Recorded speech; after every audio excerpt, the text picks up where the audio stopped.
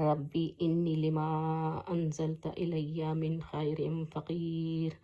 अस्सलामु अलैकुम वरहमतुल्लाहि वबरकातुहू। आज हम बात करेंगे मद के बारे में। मद के माने क्या हैं, मद किसको कहते हैं? तो मद कहते हैं किसी हर्फ को लंबा करना या खींचना। तजवीद की इस्तिलाह में इसको मद कहा जाता है और हर्फ की आवाज़ को ही लंबा किया जाता है। इसके कुछ अलग से हरूफ हैं, चंद एक।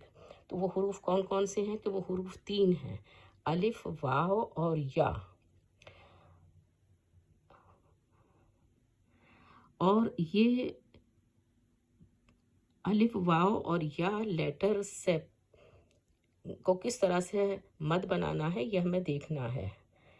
जब अलिफ से पहले किसी हर्फ के ऊपर फतह आए और अलिफ खाली हो तो अलिफ के बाद वाले लेटर के ऊपर सुकून हो या जज़म, सुकून या जज़म न हो, जैसे बाब। तो ये बाब नहीं बल्कि बाब, बा के फतह बा और बा अलिफ फतह बा और बा फतह बा, बाबा। इसी तरीके से आप ये देखें, नून फतह ना और सीन कसरा सी, नासी। तीसरी मिसाल देखें, सीन फतह सा, काफ दम्मा कू, साकू। यानी कि इन तीनों एग्जाम्पल में दूसरे लेटर के ऊपर भी हरका दी हुई है। लेकिन ये अलिफ के मुतालिक मैंने बताया। उसके बाद में वाव पे आए तो वाव साकिन से पहले किसी लेटर के ऊपर दम्मा हो, यानी कि पहला लेटर हरका वाला हो और दूसरा लेटर सुकून में हो, साकिन हो। जैसे बा फतह बू और उसके साथ वाव मिला हुआ है तो ये हो गया बू। ता फतह तू, वाव साकिन तू, ता फतह सू और फिर वाव साकिन फू। इसी तरीके से नंबर 3 में या की एग्जाम्पल देख लें आप, कि या साकिन से पहले किसी लेटर के ऊपर अगर कसरा आता है तो उसकी आवाज़ जो है वो मद की हो जाती है। जैसे बास, यहाँ एग्जाम्पल देख लें, बा कसरा बी और या सुकून है तो ये हो जाएगा मद। किस तरह निकालेंगे? बी, ता फतह ती और या साकिन ती, ता फतह सी और या साकिन सी।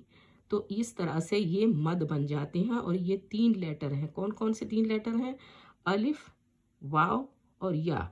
अलिफ से पहले फतहा हो लेटर पर, वाव से पहले लेटर के ऊपर दम्मा हो और या से पहले लेटर के ऊपर कसरा हो, तभी ये मद बनते हैं। ठीक है, और इसको मद असली कहते हैं। और कुरान में इसकी एग्जाम्पल जो दी हुई है वो ये मौजूद है।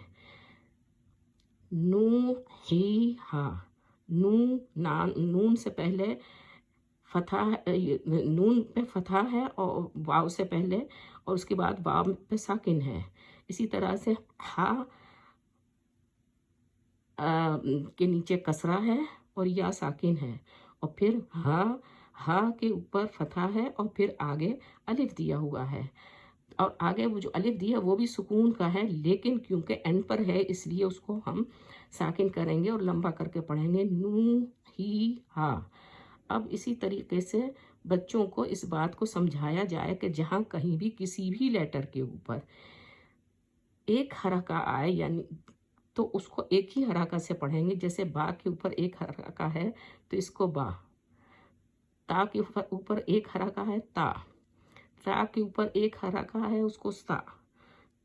और इसी तरह से अगर उसके साथ अलिफ भी हो तो फिर 2 हरका बन जाती हैं, उसकी 2 हरका से पढ़ेंगे। जैसे कि बा और इसके साथ मिला है अलिफ तो बा, ता और अलिफ ता, सा और अलिफ सा। ये सारे लेटर सारे अलिफ जो आए हैं ये सब इस पर सुकून हो जाता है और इसलिए इनको लंबा करके पढ़ा जाता है। और यहाँ बच्चों को ये अच्छी तरीके से समझा दिया जाए कि 2 हरका से ज़्यादा लेटर को लंबा ना करें। जैसे बा, ता, सा, جا، ہا، خا، دا، ذا، را، ذا، سا. اسی طرح سے اور دوسری اگزامپل بھی دی ہوئی ہیں.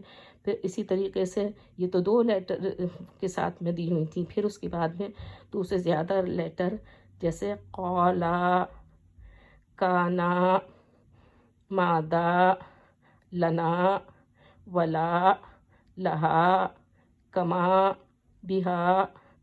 تو یہ سب اس طرح سے نکالنا ہے، لیکن 2 حرکات سے زیادہ نہیں دینی. لیکن یہاں پر دیکھیں بابا، تابا، داتا، خوفا، دارا، ناری، دارا.